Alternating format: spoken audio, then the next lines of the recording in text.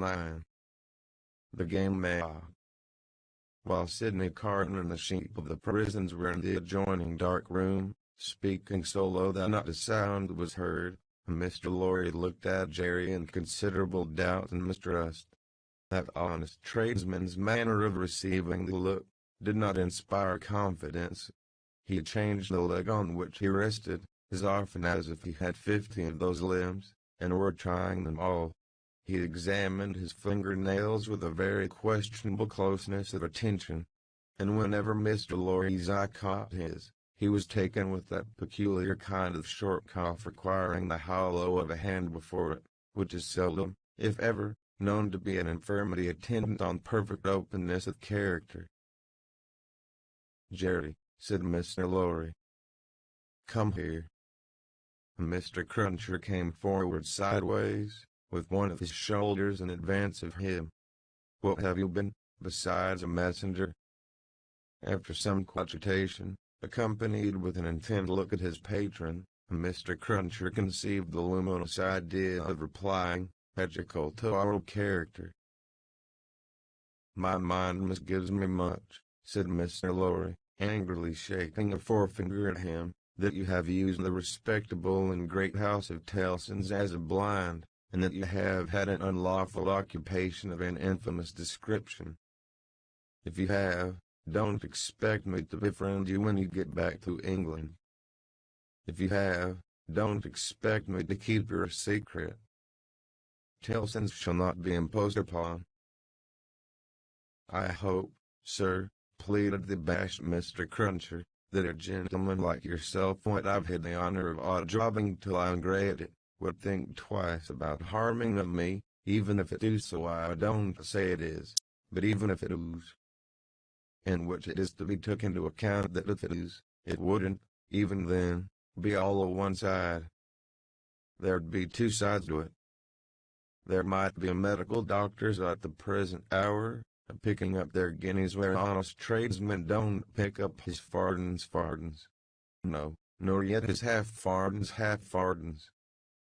No, nor yet his quarter a-banking away like smoke at Tellson's, and a-cocking their medical eyes at that tradesman on the sly, a-going in and going out to their own carriages all equally like smoke, if not more so. Well, that 'ud be imposing, too, on Tellson's. For you cannot sarve the goose and not the gander. And here's Mrs. Cruncher, or leastways oozing the old England times, and would be tomorrow, if cause given, a-flopping again the business to that degree as is ruinating stark ruinating. Whereas them medical doctors' wives don't flop catch 'em at it. Or, if they flop, their floppings goes in favor of more patients, and how can you rightly have one without t'other? Then, what with undertakers, and what with parish clerks, and what with sextons, and what with private watchmen, all a worseness and all in it, a man wouldn't get much by it, even if it do so. And what little a man did get, would never prosper with him, Mr. Lorry. He'd never have no good of it. He'd want all along to be out of the line, if he could see his way out, being once in even if it do so. Cried Mr. Lorry, rather relenting, "Nevertheless, I am shocked at the sight of you. Now, what I would humbly offer to you, sir," pursued Mr. Cruncher, "even if it do so, which I don't say it is, don't prevaricate," said Mr. Lorry. "No, I will not, sir," returned Mr. Cruncher as if nothing were further from his thoughts or practice, "which I don't say it is. What I would humbly offer to you, sir, would be this. Upon that there stool, at that there bar, sets that there boy of mine, brought up and growed up to be a man, what will errant you, message you, general like job you, till your heels is where your head is, if such should be your wishes. If it do so, which I still don't say it is, for I will not prevaricate to you, sir, let that there boy keep his father's place, and take care of his mother. Don't blow upon that boy's father, do not do it, sir, and let that father go into the line of the regular digging, and make amends for what he would have undug if it do so by digging of him in with a will, and with convictions respecting the future keeping of him safe. "That, Mr. Lorry," said Mr. Cruncher, wiping his forehead with his arm, as an announcement that he had arrived at the peroration of his discourse, "is what I would respectfully offer to you, sir. A man don't see all this here a-goin' on dreadful round him, in the way of subjects without heads, dear me, plentiful enough fur to bring the price down to porterage and hardly that, without having his serious thoughts of things. And these here would be mine, if it is so, entreating you fur to bear in mind that what I said just now, I openly said in a good cause when I might have kept it back." "That at least is true," said Mr. Lorry. "Say no more now. It may be that I shall yet stand your friend, if you deserve it, and repent in action not in words." "I want no more words." Mr. Cruncher knuckled his forehead, as Sidney Carton and the spy returned from the dark room. "Adieu, Mr. Barsad," said the former. "Our arrangement thus made, you have nothing to fear from me." He sat down in a chair on the hearth, over against Mr. Lorry. When they were alone, Mr. Lorry asked him what he had done. "Not much. If it should go ill with the prisoner, I have insured access to him, once." Mr. Lorry's countenance fell. "It is all I could do," said Carton. "To propose too much, would be to put this man's head under the axe, and, as he himself said, nothing worse could happen to him if he were denounced." It was obviously the weakness of the position. "There is no help for it." "But access to him," said Mr. Lorry, "if it should go ill before the tribunal, will not save him." "I never said it would." Mr. Lorry's eyes gradually sought the fire. His sympathy with his darling, and the heavy disappointment of his second arrest, gradually weakened them. He was an old man now, overborne with anxiety of late, and his tears fell. "You are a good man and a true friend," said Carton, in an altered voice. "Forgive me if I notice that you are affected. I could not see my father weep, and sit by, careless. And I could not respect your sorrow more, if it were my father. You are free from that misfortune, however." Though he said the last words, with a slip into his usual manner, there was a true feeling and respect both in his tone and in his touch, that Mr. Lorry, who had never seen the better side of him, was wholly unprepared for. He gave him his hand, and Carton gently pressed it. "To return to poor Darnay," said Carton. "Don't tell her of this interview, or this arrangement. It would not enable her to go to see him. She might think it was contrived, in case of the worst, to convey to him the means of anticipating the sentence." Mr. Lorry had not thought of that, and he looked quickly at Carton to see if it were in his mind. It seemed to be. He returned the look, and evidently understood it. "She might think 1,000 things," Carton said, "and any of them would only add to her trouble. Don't speak of me to her. As I said to you when I first came, I had better not see her. I can put my hand out, to do any little helpful work for her that my hand can find to do, without that. You are going to her, I hope. She must be very desolate tonight. I am going now, directly. I am glad of that. She has such a strong attachment to you and reliance on you. How does she look? Anxious and unhappy, but very beautiful." "Ah!" It was a low, grieving sound, like a sigh, almost like a sob. It attracted Mr. Lorry's eyes to Carton's face, which was turned to the fire. A light, or a shade, the old gentleman could not have said which, passed from it as swiftly as a change will sweep over a hillside on a wild bright day, and he lifted his foot to put back one of the little flaming logs, which was tumbling forward. He wore the white riding coat and top boots, then invoked, and the light of the fire touching the light surfaces made him look very pale, with his long brown hair, all untrimmed, hanging loose about him. His indifference to fire was sufficiently remarkable to elicit a word of remonstrance from Mr. Lorry. His boot was still upon the hot embers of the flaming log, when it had broken under the weight of his foot. "I forgot it," he said.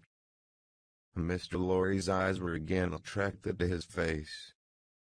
Taking note of the wasted air which clouded the naturally handsome features, and having the expression of prisoners' faces fresh in his mind, he was strongly reminded of that expression. "And your duties here have drawn to an end, sir?" said Carton, turning to him. "Yes. As I was telling you last night when Lucia came in so unexpectedly, I have at length done all that I can do here. I hope to have left them in perfect safety, and then to have quitted Paris. I have my leave to pass." I was ready to go. They were both silent. "Yours is a long life to look back upon, sir," said Carton, wistfully. "I am in my 78th year." "You have been useful all your life, steadily and constantly occupied, trusted, respected, and looked up to. I have been a man of business, ever since I have been a man. Indeed, I may say that I was a man of business when a boy. See what a place you fill at 78. How many people will miss you when you leave it empty?" "A solitary old bachelor," answered Mr. Lorry, shaking his head. "There's nobody to weep for me." "How can you say that?" "Wouldn't she weep for you? Wouldn't her child?" "Yes, yes, thank God. I didn't quite mean what I said. It is a thing to thank God for, is it not? Surely, surely. If you could say, with truth, to your own solitary heart, the night, I have secured to myself the love and attachment, the gratitude or respect, of no human creature. I have won myself a tender place in no regard. I have done nothing good or serviceable to be remembered by. Your 78 years would be 78 heavy curses, would they not? You say truly, Mr. Carton. I think they would be."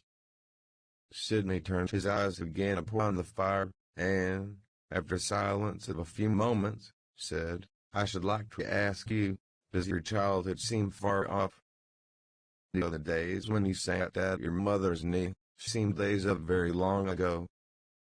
Responding to his softened manner, Mr. Lorry answered, 20 years back, yes. At this time of my life, no. For, as I draw closer and closer to the end, I travel in the circle, nearer and nearer to the beginning. It seems to be one of the kind smoothings and preparings of the way. My heart is touched now, by many remembrances that had long fallen asleep, of my pretty young mother and I so old, and by many associations of the days when what we called the world was not so real with me, and my faults were not confirmed in me. I understand the feeling," exclaimed Carton, with a bright flush. "And you are the better for it." "I hope so." Carton terminated the conversation here, by rising to help him on with his outer coat. "But you," said Mr. Lorry, reverting to the thing, "you are young." "Yes," said Carton. "I am not old, but my young way was never the way to age." "Enough of me." "And of me, I am sure," said Mr. Lorry. "Are you going up?" "I'll walk with you to her gate. You know my vagabond and restless habits. If I should prowl about the streets a long time, don't be uneasy. I shall reappear in the morning. Ye go to the court tomorrow." "Yes, unhappily. I shall be there, but only as one of the crowd. My spy will find a place for me. Take my arm, sir." Mr. Lorry did so, and they went downstairs and out in the streets. A few minutes brought them to Mr. Lorry's destination. Carton left him there, but lingered at a little distance, and turned back to the gate again when it was shut, and touched it. He had heard of her going to the prison every day. She came out here, he said, looking about him, turned this way, and must have trod on these stones often. Let me follow in her steps. It was 10 o'clock at night when he stood before the prison of La Force, where she had stood hundreds of times. The little wood sawyer, having closed his shop, was smoking his pipe at his shop door. "Good night, citizen," said Sidney Carton, pausing and going by. "For?" The man eyed him inquisitively. "Good night, citizen. How goes the Republic?" "You mean the guillotine?" "Not ill." 63 today. We shall mount to 100 soon. Samson and his men complain sometimes of being exhausted. Hectares, ha, ha. He is so droll, that Samson. Such a barber. Do you often go to see him shave? Always. Every day. What a barber. You have seen him at work? Never. Go and see him when he has a good batch. Figure this to yourself, citizen. He shaved the 63 today, and less than 2 pipes. Less than 2 pipes. Word of honor. As the grinning little man held out the pipe he was smoking, to explain how he timed the executioner, Carton was so sensible of a rising desire to strike the life out of him, that he turned away. "But you are not English," said the wood sawyer, "though you wear English dress." "Yes," said Carton, pausing again, and answering over his shoulder. "You speak like a Frenchman. I am an old student here. I, a perfect Frenchman. Good night, Englishman. Good night, citizen." "But go and see that droll dog," the little man persisted, calling after him. "And take a pipe with you." Sidney had not gone far out of sight, when he stopped in the middle of the street under a glimmering lamp, and wrote with his pencil on a scrap of paper. Then, traversing with the decided step of one who remembered the way well, several dark and dirty streets much dirtier than usual, for the best public thoroughfares remained uncleansed in those times of terror, he stopped at a chemist's shop, which the owner was closing with his own hands.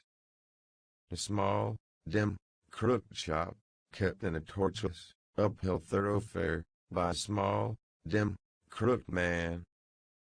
Giving the citizen, too, good night, as he confronted him at his counter, he laid the scrap of paper before him. "Phew." The chemist whistled softly, as he read it. "Ha! Ha! Ha!" Sidney Carton took no heed, and the chemist said, "For you, citizen. For me. You will be careful to keep them separate, citizen. You know the consequences of mixing them." "Perfectly." Certain small packets were made and given to him. He put them, one by one, in the breast of his inner coat, counted out the money for them, and deliberately left the shop. "There's nothing more to do," said he, glancing upward at the moon, "until tomorrow. I can't sleep."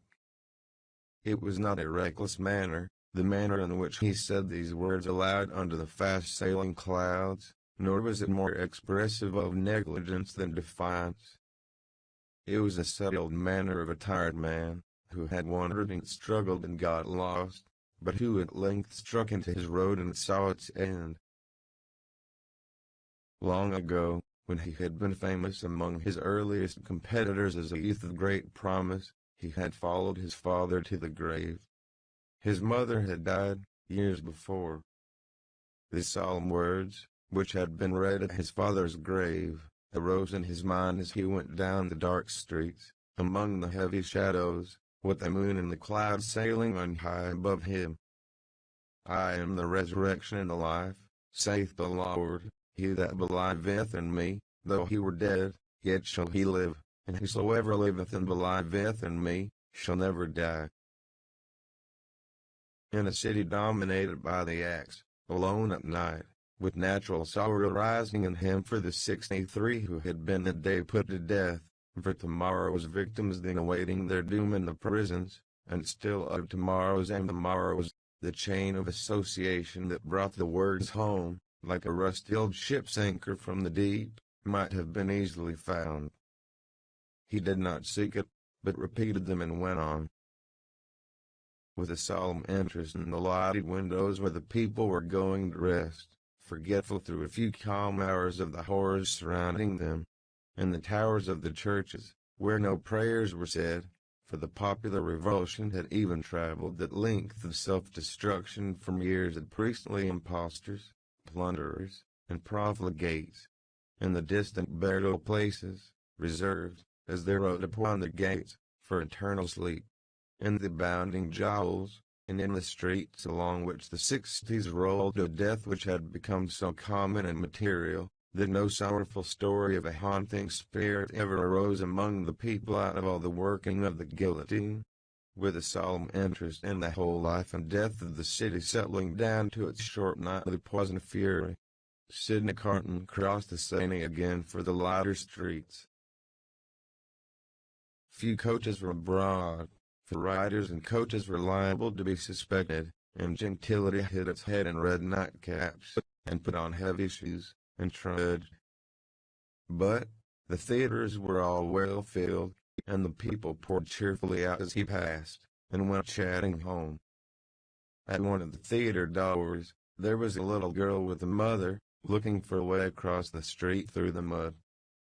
He carried the child over, and before the timid arm was loosed from his neck asked her for a kiss. I am the resurrection and the life, saith the Lord. He that believeth in me, though he were dead, yet shall he live, and whosoever liveth and believeth in me, shall never die.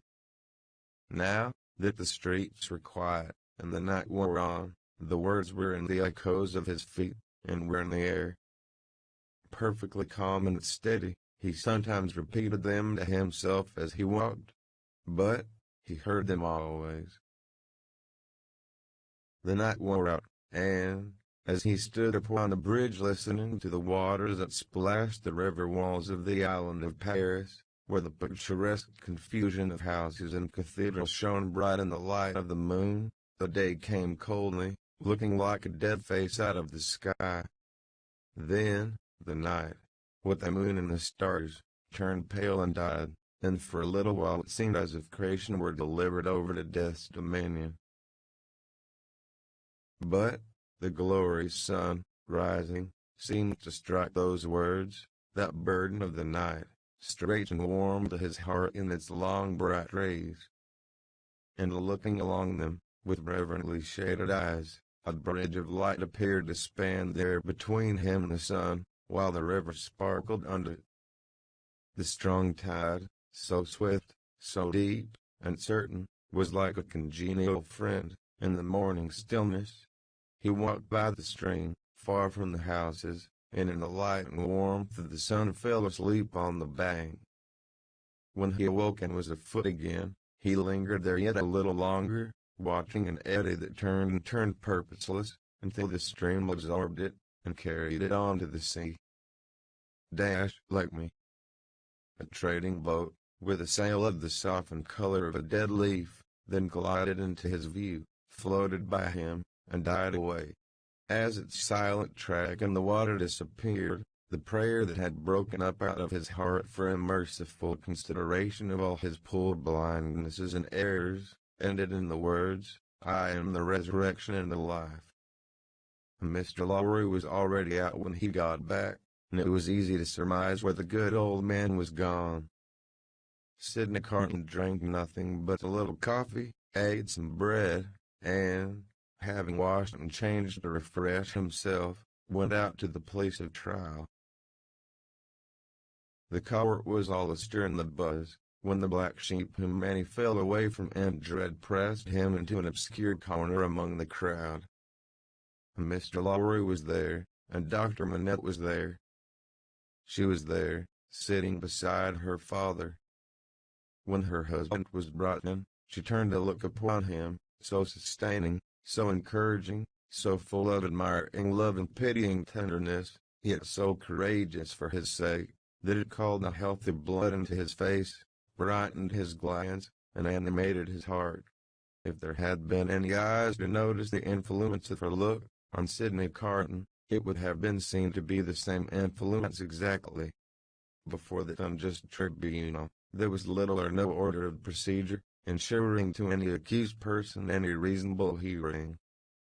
There could have been no such revolution, if all laws, forms, and ceremonies had not first been so monstrously abused, that the suicidal vengeance of the revolution was to scatter them all to the winds.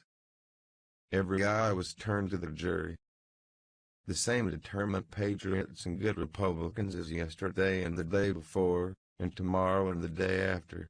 Eager and prominent among them, one man with a craving face, and his fingers perpetually hovering about his lips, whose appearance gave great satisfaction to the spectators. A life-thirsting, cannibal-looking, bloody-minded juryman, the Jacques III Saint Antoine. The whole jury, as a jury of dogs impaneled to try the deer. Every eye then turned to the 5 judges and the public prosecutor. No favorable leaning in the court of today. A fail, uncompromising, murderous business meaning there. Every eye then saw some other eye in the crowd, and gleamed at it approvingly, and heads nodded at one another, before bending forward with a strained attention. Charles of Raymond, called Darnay, released yesterday.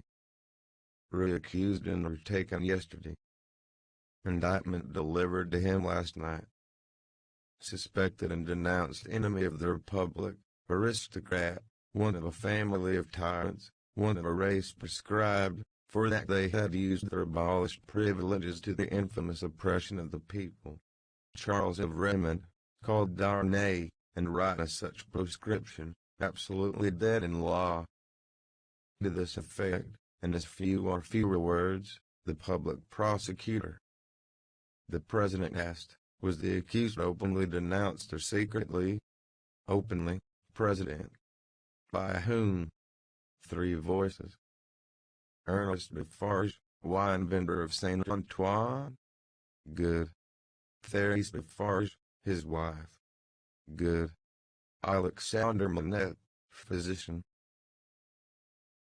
A great uproar took place in the court, and in the midst of it, Dr. Manette was seen, pale and trembling, standing where he had been seated. President, I indignantly protest to you that this is a forgery and a fraud. You know the accused to be the husband of my daughter. My daughter, and those dear to her, are far dearer to me than my life. Who and where is the false conspirator who says that I denounce the husband of my child? Citizen Manette, be tranquil. To fail on submission to the authority of the tribunal would be to put yourself out of law. As to what is dearer to you than life, nothing can be so dear to a good citizen as the Republic. Loud acclamations held this rebuke. The president rang his bell, and with warmth resumed. If the Republic should demand of you the sacrifice of your child herself, you would have no duty but to sacrifice her. Listen to what is to follow. In the meanwhile, be silent. Frantic acclamations were again raised. Dr. Manette sat down, with his eyes looking around, and his lips trembling. His daughter drew closer to him. The craving man on the jury rubbed his hands together, and restored the usual hand to his mouth. Defarge was produced, when the court was quiet enough to admit of his being heard, and rapidly expounded the story of the imprisonment, and of his having been a mere boy in the doctor's service, and of the release, and of the state of the prisoner when released and delivered to him. This short examination followed, for the court was quick with its work. You had good service at the taking of the Bastille, citizen. I believe so. Here, an excited woman screeched from the crowd, you are one of the best patriots there. Why not say so? You were Carnonia the day there, and you were among the first to enter the accursed fortress when it fell. Patriots, I speak the truth. It was the vengeance who, amidst the warm commendations of the audience, thus assisted the proceedings. The president rang his bell, but the vengeance, warming with encouragement, shrieked, "I defy the bell," wherein she was likewise much commended. Inform the tribunal of what you did that day within the Bastille, citizen. I knew, said Lafarge, looking down at his wife, who stood at the bottom of the steps on which he was raised, looking steadily up at him. I knew that this prisoner, of whom I speak, had been confined in a cell known as 105, North Tower. I knew it from himself. He knew himself by no other name than 105, North Tower, when he made shoes under my care. As I served my gun that day, I resolved, when the police shall fall, to examine that cell. It falls. I mount to the cell, with a fellow citizen who was one of the jury, directed by a jailer. I examine it, very closely. In a hole in the chimney, where a stone has been worked out and replaced, I find a written paper. This is that written paper. I have made it my business to examine some specimens of the writing of Dr. Manette. This is the writing of Dr. Manette. I confide this paper, in the writing of Dr. Manette, to the hands of the president. Let it be read. In a dead silence and stillness, the prisoner under trial looking lovingly at his wife only looking from him to look with solicitude at her father, Dr. Manette keeping his eyes fixed on the reader, Madame Defarge never taking hers from the prisoner, Defarge never taking his from his feasting wife, and all the other eyes there intent upon the doctor, who saw none of them. The paper was read, as follows. X. The substance of the shadow. I, Alexander Manette, unfortunate physician, native of Beauvais, and afterwards resident in Paris, write this melancholy paper in my doleful cell in the Bastille, during the last month of the year, 1767. I write it at stolen intervals, under every difficulty. I design to secrete it in the wall of the chimney, where I have slowly and laboriously made a place of concealment for it. Some pitying hand may find it there, when I and my sorrows are dust. These words are formed by the rusty iron point with which I write with difficulty, and scrapings of soot and charcoal from the chimney, mixed with blood, in the last month of the 10th year of my captivity. Hope has quite departed from my breast. I know from terrible warnings I have noted in myself that my reason will not long remain unimpaired, but I solemnly declare that I am at this time in the possession of my right mind, that my memory is exact and circumstantial, and that I write the truth as I shall answer for these my last recorded words, whether they be ever read by men or not, at the eternal judgment seat. One cloudy moonlight night, in the 3rd week of December, I think the 22nd of the month, in the year 1757, I was walking on the retired part of the quay by the Seine for the refreshment of the frosty air, at an hour's distance from my place of residence in the street of the School of Medicine, when a carriage came along behind me, driven very fast. As I stood aside to let the carriage pass, apprehensive that it might otherwise run me down, a head was put out of the window, and a voice called to the driver to stop. The carriage stopped as soon as the driver could rein in his horses, and the same voice called to me by my name. I answered. The carriage was then so far in advance of me that 2 gentlemen had time to open the door and light before I came up with it. I observed that they were both wrapped in cloaks, and appeared to conceal themselves. As they stood side by side near the carriage door, I also observed that they both looked of about my own age, or rather younger, and that they were greatly alike, in stature, manner, voice, and, as far as I could see, face too. "You are Dr. Manette," said one. "I am Dr. Manette, formerly of Beauvais," said the other. The young physician, originally an expert surgeon, who within the last year or two has made a rising reputation in Paris. "Gentlemen," I returned, "I am that Dr. Manette of whom you speak so graciously." "We have been to your residence," said the first, "and not being so fortunate as to find you there, and being informed that you were probably walking in this direction, we followed, in the hope of overtaking you. Will you please to enter the carriage?" The manner of both was imperious, and both moved, as these words were spoken, so as to place me between themselves and the carriage door. They were armed. I was not. "Gentlemen," said I, "pardon me, but I usually inquire who does me the honor to seek my assistance, and what is the nature of the case to which I am summoned?"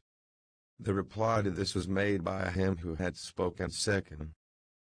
"Doctor, your clients are people of condition. As to the nature of the case, our confidence in your skill assures us that you will ascertain it for yourself better than we can describe it." "Enough. Will you please to enter the carriage?" I could do nothing but comply, and I entered it in silence. They both entered after me, the last springing in, after putting up the steps. The carriage turned about, and drove on at its former speed. I repeat this conversation exactly as it occurred. I have no doubt that it is, word for word, the same. I describe everything exactly as it took place, constraining my mind not to wander from the task. Where I make the broken marks that follow here, I'll leave off for the time, and put my paper in its hiding place. The carriage left the streets behind, passed the north barrier, and emerged upon the country road. At 2/3 of a league from the barrier I did not estimate the distance at that time, but afterwards when I traversed it struck out of the main avenue, and presently stopped at a solitary house. We all three alighted, and walked, by a damp soft footpath in a garden where a neglected fountain had overflowed, to the door of the house. It was not opened immediately, in answer to the ringing of the bell, and one of my two conductors struck the man who opened it, with his heavy riding glove, across the face.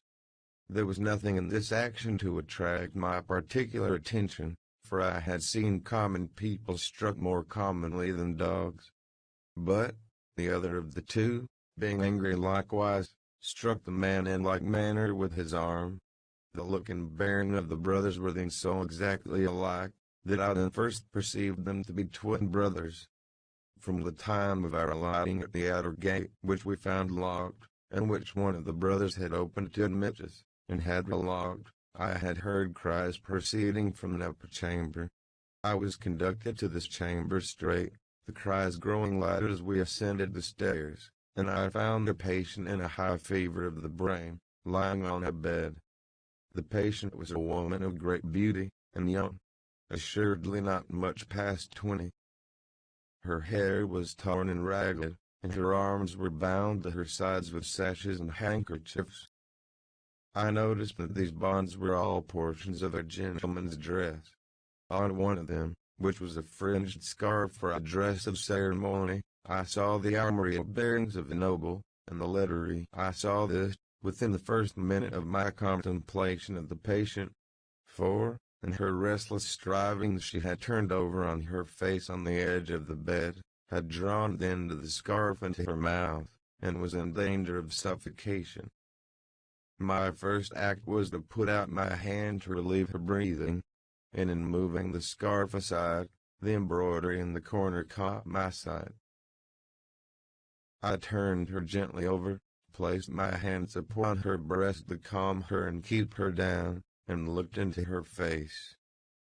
Her eyes were dilated and wild, and she constantly uttered piercing shrieks, and repeated the words, "My husband, my father, and my brother," and then counted up to 12, and said, "Hush." For an instant, and no more, she would pause to listen, and then the piercing shrieks would begin again, and she would repeat the cry, "My husband, my father, and my brother," and would count up to 12, and say, "Hush." There was no variation in the order, or the manner. There was no cessation, but the regular moment's pause, in the utterance of these sounds. "How long," I asked, "has this lasted?" To distinguish the brothers, I will call them the elder and the younger. By the elder, I mean him who exercised the most authority. It was the elder who replied, "Since about this hour last night. She has a husband, a father, and a brother." "A brother?" "I do not address her brother," he answered with great contempt. "No. She has some recent association with the number 12. The younger brother impatiently rejoined, "With 12 o'clock. "See, gentlemen," said I, still keeping my hands upon her breast, "how useless I am, as you have brought me. If I had known what I was coming to see, I could have come, provided. As it is, time must be lost. There are no medicines to be obtained in this lonely place." The elder brother looked to the younger, who said haughtily, "There is a case of medicines here," and brought it from the closet, and put it on the table.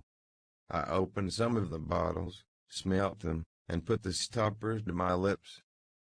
If I had wanted to use anything save narcotic medicines that were poisons in themselves, I would not have administered any of those. "Do you doubt them?" asked the younger brother. "You see, monsieur, I am going to use them," I replied, and said no more. I made the patient swallow, with great difficulty, and after many efforts, the dose that I desired to give. As I intended to repeat it after a while, and as it was necessary to watch its influence, I then sat down by the side of the bed. There was a timid and suppressed woman in attendance, wife of the man downstairs, who had retreated into a corner. The house was damp and decayed, indifferently furnished evidently, recently occupied and temporarily used. Some thick old hangings had been nailed up before the windows, to deaden the sound of the shrieks. They continued to be uttered in the regular succession, with the cry, "My husband, my father, and my brother," the counting up to 12, and hush. The frenzy was so violent, that I had not unfastened the bandages restraining the arms.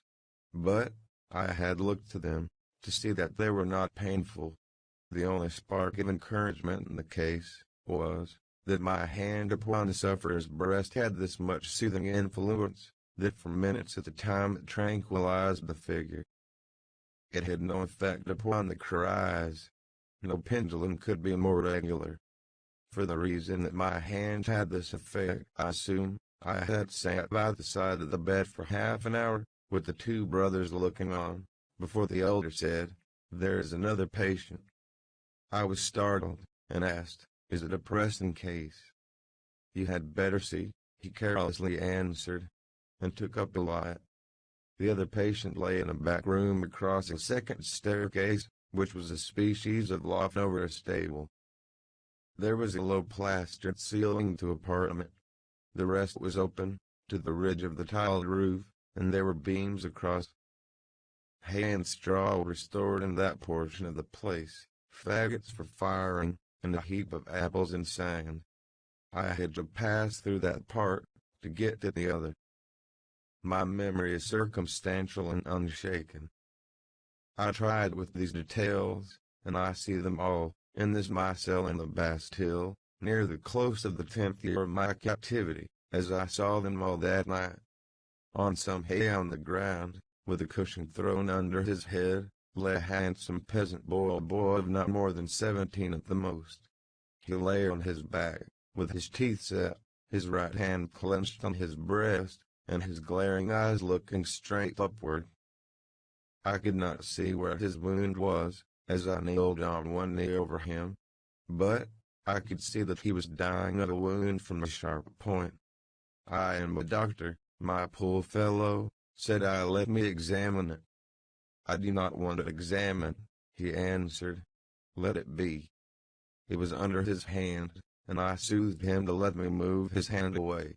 The wound was a sword thrust, received from 20 to 24 hours before, but no skunk could have saved him if it had been looked without delay.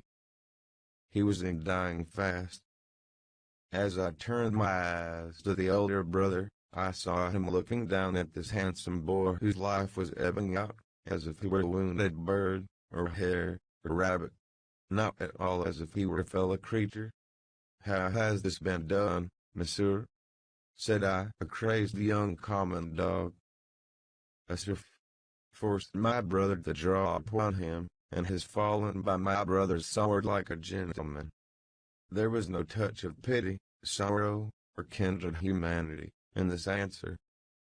The speaker seemed to acknowledge that it was inconvenient to have that different order of creature dying there, and that it would have been better if he had died in the usual obscure routine of his vermin kind.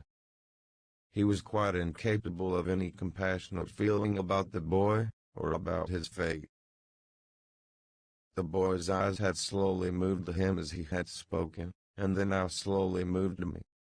"Doctor, they are very proud, these nobles. But we common dogs are proud too, sometimes. They plunder us, outrage us, beat us, kill us. But we have a little pride left, sometimes." Have you seen her, doctor?" The shrieks and the cries were audible there, though subdued by the distance. He referred to them as if she were lying in our presence. I said, "I have seen her. She is my sister, doctor. They have hid their shameful rights, these nobles, in the modesty and virtue of our sisters, many years, but we have had good girls among us. I know it, and have heard my father say so. She was a good girl. She was betrothed to a good young man, too, a tenant of his. We were all tenants of that man's who stands there. The other's his brother, the worst of a bad race." It was with the greatest difficulty that the boy gathered bodily force to speak, but his spirit spoke with a dreadful emphasis. "We were so robbed by that man who stands there, as all we common dogs are by those superior beings taxed by him without mercy, obliged to work for him without pay, obliged to grind our corn at his mill, obliged to feed scores of his tame birds on our wretched crops, and forbidden for our lives to keep a single tame bird of our own, pillaged and plundered to that degree that when we chanced to have a bit of meat, we should in fear, with the door barred and the shutters closed, that his people should not see it and take it from us. I say, we were so robbed, and hunted, and were made so poor, that our father told us it was a dreadful thing to bring a child into the world, and that what we should most pray for, was, that our women might be barren and our miserable race die out. I had never before seen the sense of being oppressed, bursting forth like a fire. I had supposed that it must be latent in the people somewhere, but I had never seen it break out, until I saw it in the dying boy. Nevertheless, doctor, my sister married. He was ailing at the time, poor fellow, and she married her lover, that she might tend and comfort him in our cottage, our dog hut, as that man would call it. She had not been married many weeks, when that man's brother saw her and admired her, and asked the man to lend her to him for what her husband's among us. He was willing enough, but my sister was good and virtuous, and hated his brother with a hatred as strong as mine. What did the two then, to persuade her husband to use his influence with her, to make her willing? The boy's eyes, which had been fixed on mine, slowly turned to the looker-on, and I saw in the two faces that all he said was true. The two opposing kinds of pride confronting one another, I can see, even in this Bastille. The gentleman's, all negligent indifference. The peasant's, all trodden down sentiment, and passionate revenge. You know, doctor, that it is among the rights of these nobles to harness us common dogs to carts, and drive us. They so harnessed him and drove him. You know that it is among their rights to keep us in their grounds all night, quieting the frogs, in order that their noble sleep may not be disturbed. They kept him out in the unwholesome mists at night, and ordered him back into his harness in the day. But he was not persuaded. No. Taken out of harness one day at noon, to feed if he could find food, he saw him 12 times, once for every stroke of the bell, and died on her bosom. Nothing human could have held life in the boy but his determination to tell all his wrong. He forced back the gathering shadows of death, as he forced his clenched right hand to remain clenched, and to cover his wound. Then, with that man's permission and even with his aid, his brother took her away. In spite of what I know she must have told his brother, and what it is, will not be long unknown to you, Doctor, if it is now his brother took her away for his pleasure and diversion, for a little while. I saw her pass me on the road. When I took the tidings home, our father's heart burst. He never spoke one of the words that filled it. I took my young sister, for I have another, to a place beyond the reach of this man, and where, at least, she will never be his vassal. Then, I tracked the brother here, and last night climbed in a common dog, big sword in hand. Where's the loft window? It was somewhere here. The room was darkening to his sight. The world was narrowing around him. I glanced about me, and saw that the hay and straw were trampled over the floor, as if there had been a struggle. She heard me, and ran in. I told her not to come near us till he was dead. He came in and first tossed me some pieces of money, then struck at me with the whip. But I, though a common dog, so struck at him as to make him draw. Let him break into as many pieces as he will, the sword that he stained with my common blood. He drew to defend himself, thrust at me with all his skill for his life. My glance had fallen, but a few moments before, on the fragments of a broken sword, lying among the hay. That weapon was a gentleman's. In another place, lay an old sword that seemed to have been a soldier's. No, lift me up, doctor. Lift me up. Where's he?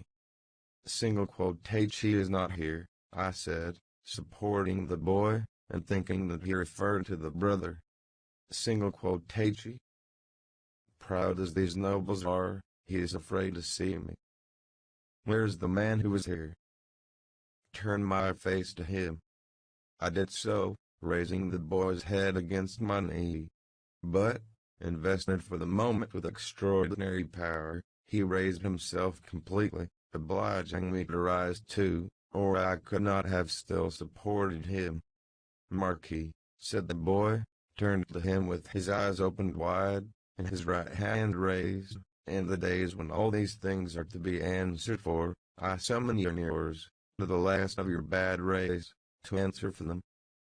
I mark this cross of blood upon you, as a sign that I do it. In the days when all these things are to be answered for, I summon your brother, the worst of the bad race, to answer for them separately. I mark this cross of blood upon him, as a sign that I do it.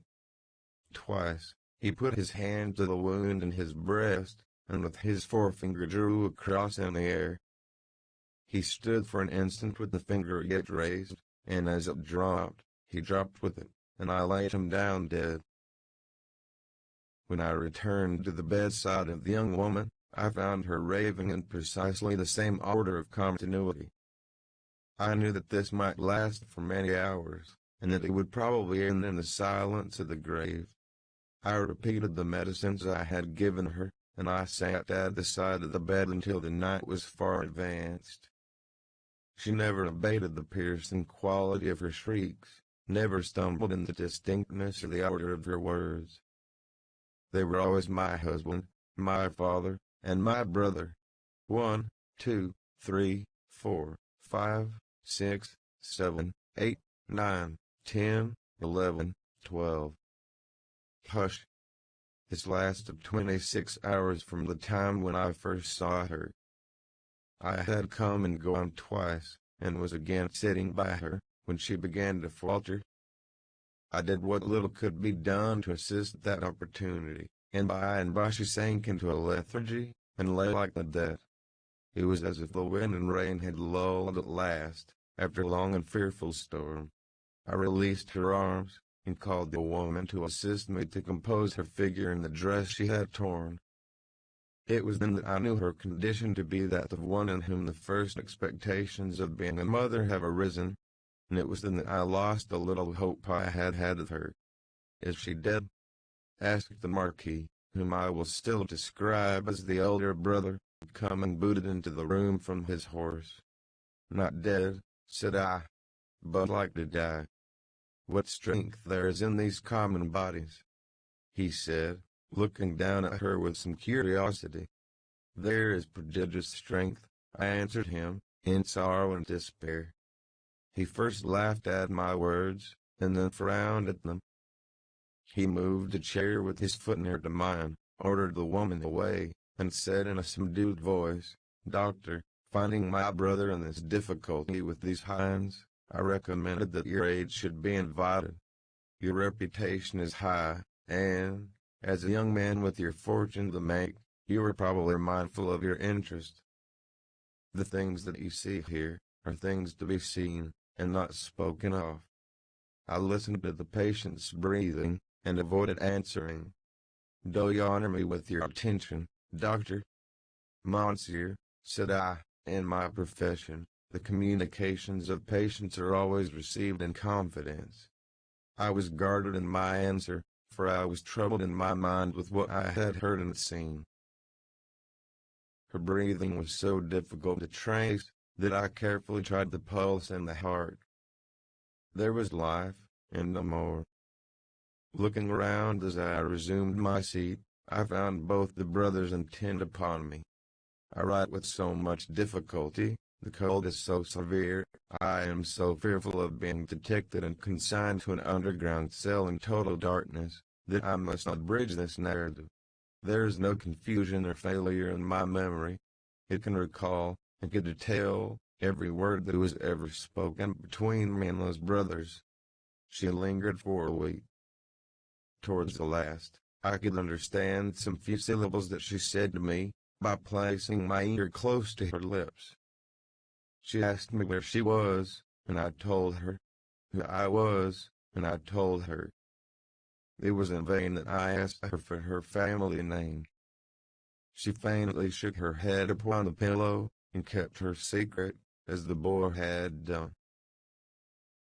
I had no opportunity of asking her any question, until I had told the brothers she was sinking fast, and could not live another day.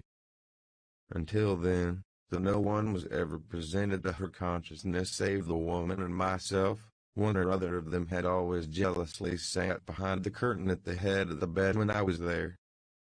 But when it came to that, they seemed careless what communication I might hold with her, as if the thought passed through my mind I were dying too.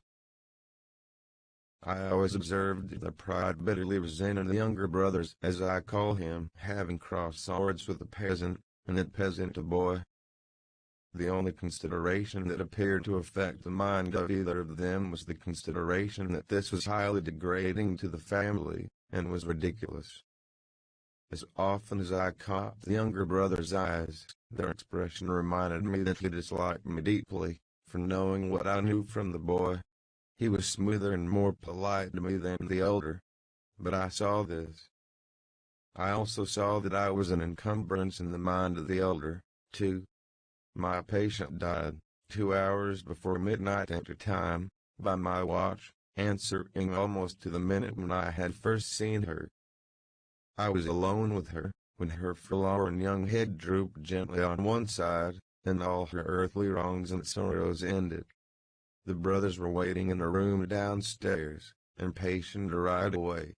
I had heard them, alone at the bedside, striking their boots with their riding whips, and loitering up and down.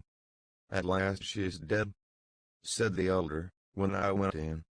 "She is dead," said I. "I congratulate you, my brother," were his words as he turned round. He had before offered me money, which I had postponed taking. He now gave me a rouleau of gold. I took it from his hand, but laid it on the table. I had considered the question, and had resolved to accept nothing. "Pray excuse me," said I, "under the circumstances, No. They exchanged looks, but bent their heads to me as I bent mine to them, and we parted without another word on either side. I am weary, weary, worn down by misery. I cannot read what I have written with this gaunt hand. Early in the morning, the roll of gold was left at my door in a little box, with my name on the outside. From the first, I had anxiously considered what I ought to do. I decided, that day, to write privately to the minister, stating the nature of the two cases to which I had been summoned, and the place to which I had gone, in effect, stating all the circumstances. I knew what court influence was, and what the immunities of the nobles were, and I expected that the matter would never be heard of. But, I wished to relieve my own mind. I had kept the matter a profound secret, even from my wife, and this, too, I resolved to state in my letter.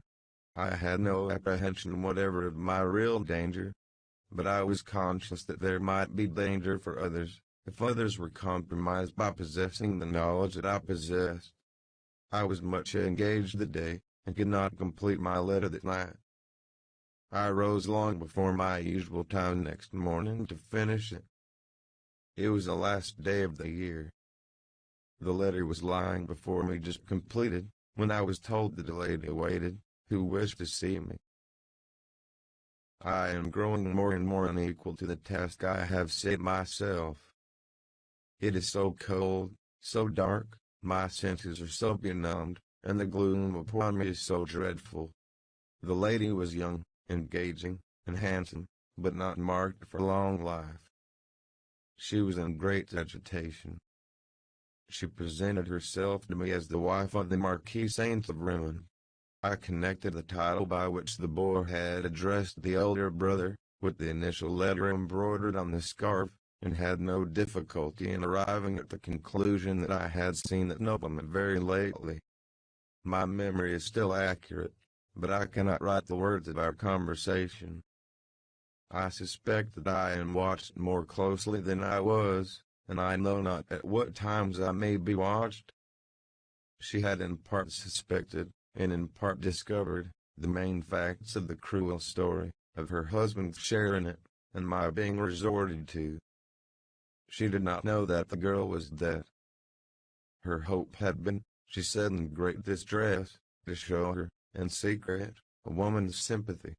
Her hope had been to avert the wrath of heaven from a house that had long been hateful to the suffering many. She had reasons for believing that there was a young sister living, and her greatest desire was, to help that sister. I could tell her nothing but that there was such a sister. Beyond that, I knew nothing. Her inducement to come to me, relying on my confidence, had been the hope that I could tell her the name and place of abode. Whereas, to this wretched hour I am ignorant of both.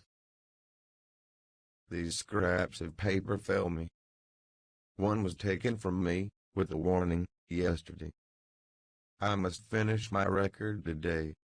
She was a good, compassionate lady, and not happy in her marriage. How could she be? The brother distrusted and disliked her, and his influence was all opposed to her. She stood in dread of him, and in dread of her husband too. When I handed her down to the door, there was a child, a pretty boy from 2 to 3 years old, in her carriage. For his sake, doctor, she said, pointing to him in tears, I would do all I can to make what poor amends I can.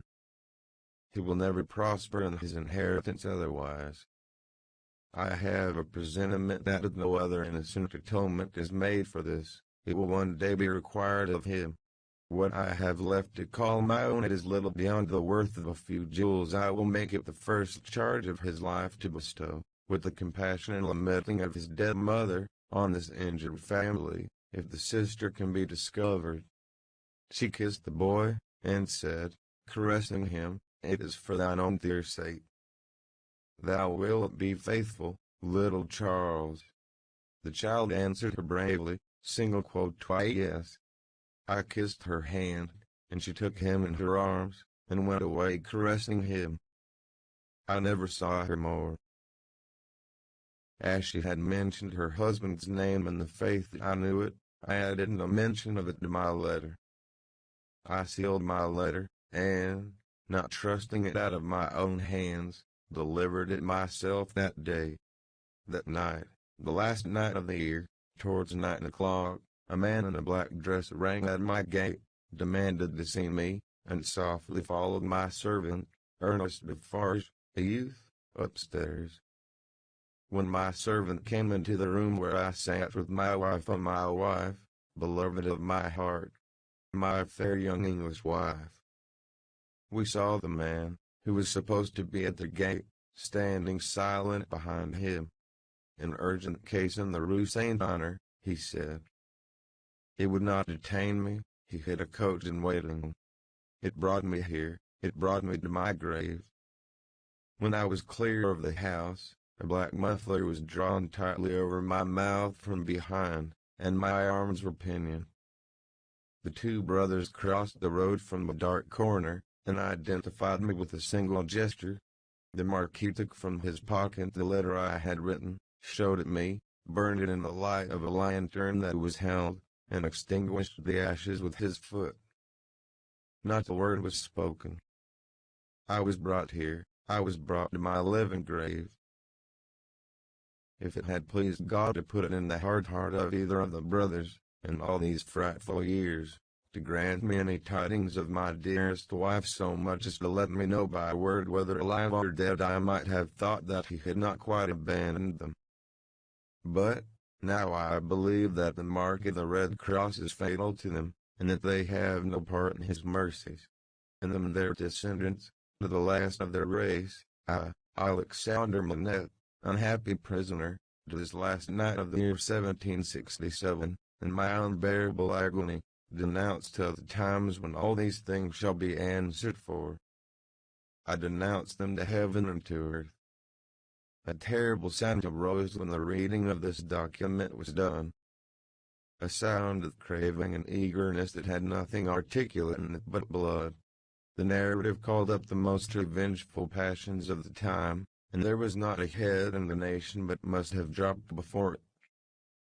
Little need, in presence of that tribunal and that auditory, to show how the Defarges had not made the paper public, with the other captured Bastille memorials borne in procession, and had kept it, biding their time.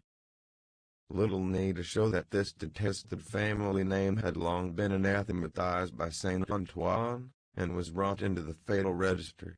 The man never trod ground whose virtues and services would have sustained him in that place that day, against such denunciation. And all the worse for the doomed man, that the denouncer was a well-known citizen, his own attached friend, the father of his wife. One of the frenzied aspirations of the populace was, for imitations of the questionable public virtues of antiquity, for sacrifices and self-immolations on the people's altar.